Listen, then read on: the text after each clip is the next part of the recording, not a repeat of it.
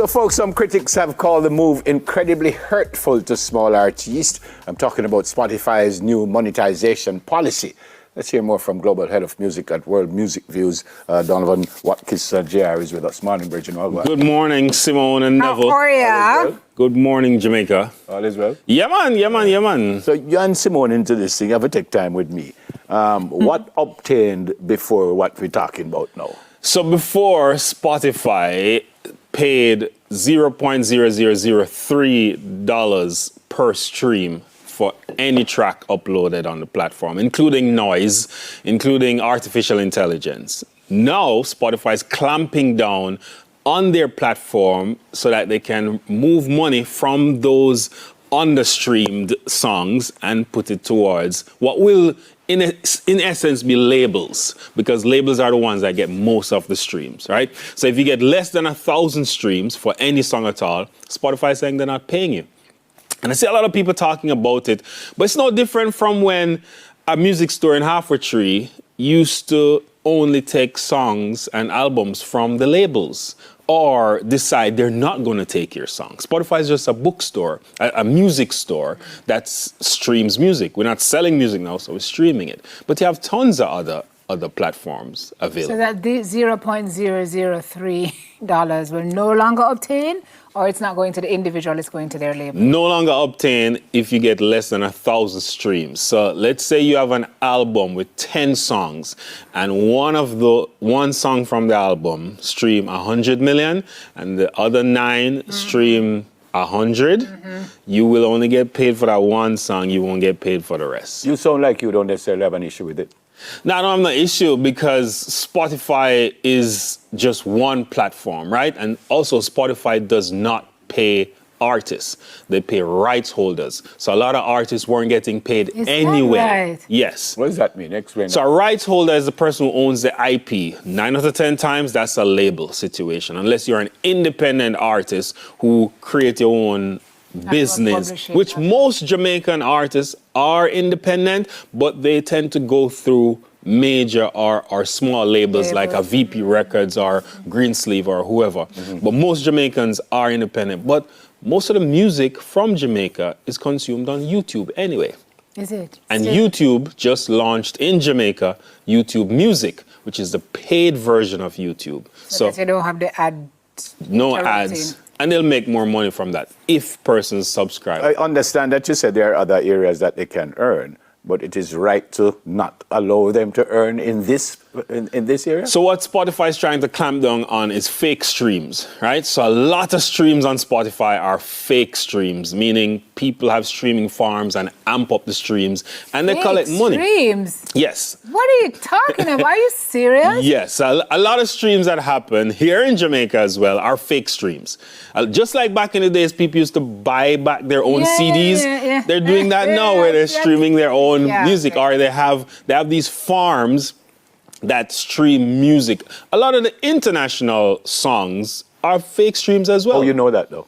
You can tell. So Spotify can also tell because they have the algorithm. They know what is fake. If a large amount of streams come from a particular IP address, they know JR alone not streaming 100 million times for one song. So they use those things to pick up where streams come from. Scammers. Yeah, to the visible, the eye, you can't see it, but Spotify knows it. And what they really want to do is revert money from those people. But this will affect independent artists the most because they're the ones that get the least amount of streams. Yeah. Drake, this won't affect Drake. No, not at this all. won't affect The Weeknd or Future or the top people. And this is one of the points I want to make this morning, that what artists really need to focus on are their super fans. So they need to focus on their monthly listeners. And Spotify put out a report that says 2% of your monthly listeners are your super fans, meaning they'll buy a book from you, they'll buy a shirt, they'll buy shoes, they'll buy something that you are so that they can be close to you. And if you can have a certain amount of monthly listeners and monetize that 2%, let's say you have 30 million followers, 30 million listeners a month. 2% of that, Spotify say, will support you. So create your own outfit for that 2%. That 1,000 number. Yeah. Do you find it a reasonable benchmark? It's whether it's reasonable or not, it's neither here nor there. Because if you're not getting 1,000 streams in the music industry, you probably shouldn't be in the music industry. So it's reasonable. yeah, especially right now. Now, mind you, 1,000 streams is not the same as 1,000 sales, which is why I'm saying, what I'm advocating for is for people to stop thinking about that streaming number and think how you can turn that stream into sales. Because if you sell 1,000 physicals, you get more money than 1,000 streams. Music, no, we're just streaming. They're largely streaming. The super fans. Get to the super fans. If you just mass promote and think everybody's going to support it because you say link in the bio on a Friday, that's not going to happen. You're not Bob Marley. And in reggae music, Bob Marley is the only person that has super fans. They come to his museum, they come to see him, they're into him. The movies sell almost 200 million the other day. He's the only artist with that level of super fan base. And artists, reggae, dancehall, whatever you do, need to focus on their super fans and curating that experience. I don't know if you know, but what are the folks in the business saying about this? I get what you're saying, but what are the folks in the business saying about this? So the people in the business who don't make money and don't know where the money comes from in music, they are going to be alarmed by this. But those who know where the money comes from, and very, very few people know where the money is in the business. Literally, possibly 5 people know where the money come from. I've interviewed everybody. No, but why is that though? Why is that? Because the artists don't care about the business. Artists care to make a song, put it out, do a show, collect your money, go home. But there are 6 rights of copy in music business.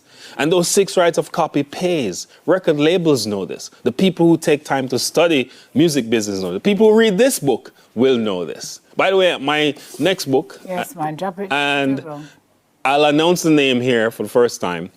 My next book is called Reggae by the Numbers, and that will be released in May. And that will really explain some of what I'm talking about in terms of the numbers for reggae and how the business works. As you mentioned, Reggae by the Numbers, there are some folks who really won't be affected by this because some of our folks, because their streams are like up there. I'm looking at these billion numbers, 10.8 billion, Sean Paul. Yeah, so Sean Paul is one good example. He knows the business. He's the biggest. So Sean Paul does not, I have an interview in this book where Sean Paul explains that he does not own his music, right? So the record label own his hits. All the Sean Paul early hits are owned by VP Atlantic Records. And it's explained fully in this book because he talks about it freely, right? Because when you sign a record deal, you get an advance and they have to recoup. Record label money is recoupable, bank money is recoverable. You have to pay back record label.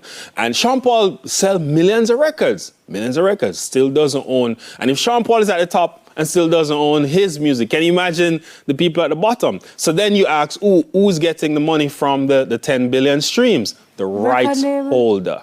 But within the streams, you have the masters and you have the publishing. So he does benefit from it. But the person who owns most of the music, even the 90s dancehall that everybody talking about, it's not owned by the artists. Yeah. The 90s dancehall, the most important music from Jamaica, is owned by record labels. But Sean Paul is the biggest, what do you call it, biggest streamer. His brand is the biggest, even above Bob Marley on Spotify. 8.4 billion, Shaggy 3.5 billion, Roshan yes. 2.2 billion, Omi 2.1 billion, Damian Marley 1.6 billion, Popcorn is in there with 1.5 billion, Nyla 1.4 Really? Nyla from Brick and Lace. Really? And that really came from her song with Major Lazer, Light It Up. Wow. Cartel, 930 million. Conscience, 913 million. Yeah.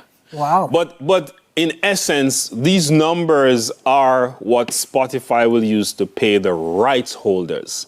You have to have rights in the music to make money. Not because you see somebody stream a lot means that money is going directly to them. The person who hold the rights to the song, that's who make the money. So that's why a lot of people won't be affected by this. It's the labels who will, except the independent artist who is setting up his shop, releasing his thing independently. He will naturally have to find a way. And my suggestion to him, create your own app.